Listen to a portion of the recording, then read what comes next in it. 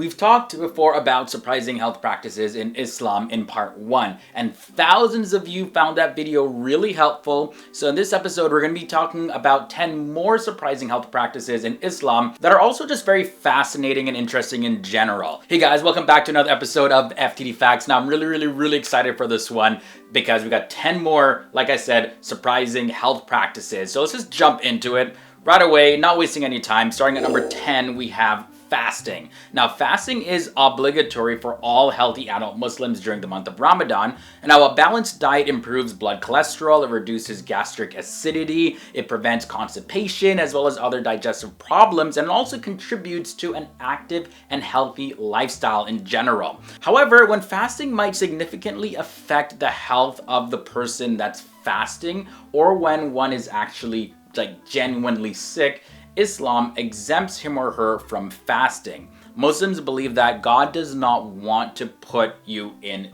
difficulties. Now, it's mentioned in the Quran that, "O you who believe, fasting is prescribed to you as it was prescribed to those before you, so that you can learn taqwa," which is good deeds and God consciousness. And you can find that in Surah Al-Baqarah, which is Surah 2, verses 183. Now, the next practice is prayer at number 9. Now, normally this is not seen as a health practice, but there's a whole lot that goes into prayer in Islam. So the repetitive physical movements of Muslim prayer rituals can reduce the chance of lower back pain if you perform them properly. And this is actually according to new research. The study found that not only does quiet prayer eliminate physical anxiety, but the proper knee and back angles can be an effective clinical treatment. So most Muslims worldwide bow, they kneel, and they place their foreheads on the ground in the direction facing Mecca up to 5 times a day. And one way to think about the movements is that they're similar to those of yoga or physical therapy intervention exercises used to treat lower back pain.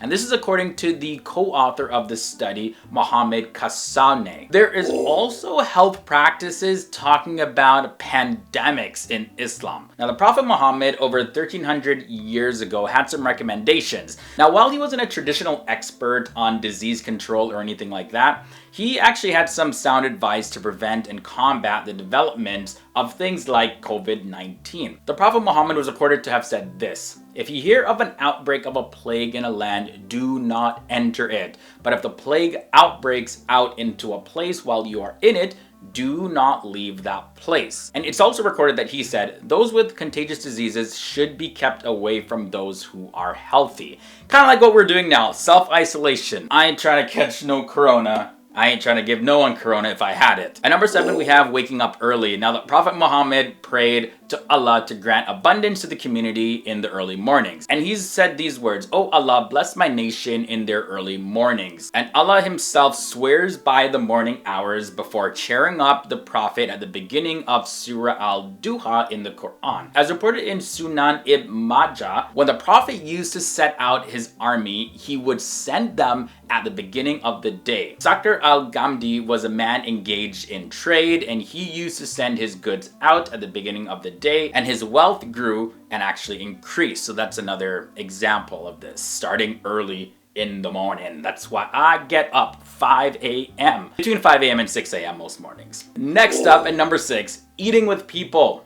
So surprisingly, eating with people is one of Prophet Muhammad's teachings. Now, there's scientific evidence that this actually lessens the anxiety and depression, as well as it brings families and friends closer together, which enhances the emotional side as well as the health side of the human being. But since we're in self-isolation, if you can't eat with somebody physically, maybe eat with them through FaceTime. It's really up to you though. Alright guys, so those are 5 surprising health practices in Islam that I mentioned. Now, before I get into the last 5, just a reminder that you gotta just leave a like on this episode if you're enjoying it. Definitely it lets me know which FTD Facts episodes you want to see more of. Now, if this is your first time here to the channel, hit that subscribe button and ring that bell, because we post videos daily, so you can learn something every single day here on FTD Facts. Also, for you guys who want to watch more videos like this, I do recommend a playlist. I'll link to that in the video description section below. I'll also have it in the card section of this video, so it's filled with videos. hundreds of videos similar to this one. Definitely a great use of your time in self-isolation. But now moving on to the last 5. At number 5, we have drinking water. Islam also talks about drinking water, and there are certain ways for that. It's customary to drink with the right hand, and also drinking after by sitting, as the stomach will not bloat as it gets supported by the stomach cavity, in turn which is supported by the thighs. Also, drinking in 3 sips is recommended. I don't fully understand the whole science behind this, but that's a surprising health practice that it's shown to have benefits for you. There's also a practice of keeping the lid on utensils. So stressing on proper care of kitchen utensils, the Prophet Muhammad actually had something to say about that. He says, cover up the utensils and tie the mouth of the water skins. This prevents contamination from passing insects and lizards, and the houses with open kitchens keeps stray animals away from the food. Pretty common sense, but I just found it interesting because it was also mentioned in Islam as well. Also enjoying a nap in the afternoon. Now the Prophet Muhammad was in the habit of sleeping for a while after lunch and encouraged his companions and followers to do the same. Narrated in the Islamic traditions of the Hadith, it says Sulaim used to spread a leather sheet for the Prophet, and he used to take a midday nap on that leather sheet at her home. Now, a short midday nap gives relief for the vital organs of the body, including the heart and brain. And we're not talking about tucking yourself into bed and having like this long sleep. Save that for bedtime. But we're just talking about like power naps. You've heard the term power naps before. Yep, that's in Islam as well. Also, treating a fever with a cold water is a practice. Now this practice is where you apply a cold or ice pack to your forehead when you're suffering from a fever. According to Sahih al-Bukhari, fever is from the heat of hell, so put it out, cool it with water. Elevated body temperatures can prove fatal beyond a certain point, and applications of cold water can bring them down to normal really fast. And the final practice I want to mention is using honey to treat infections. In verse 69 of Surah Al-Nahl in the Quran, it mentions it as healing for mankind for good reason. Honey offers incredible antiseptic, antioxidant, and immune boosting properties for our body and health.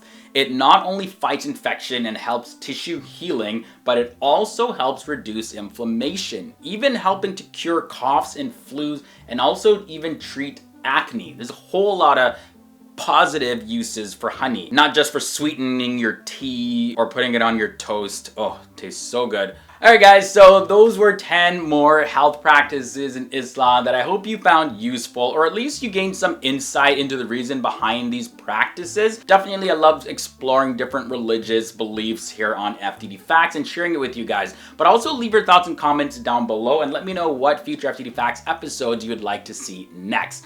Now, I'm going to get out of here. I'll leave you with a recommended episode on this end screen. Enjoy your self-isolation. Do what you can to stay healthy, guys, and I'll see you next time in another episode.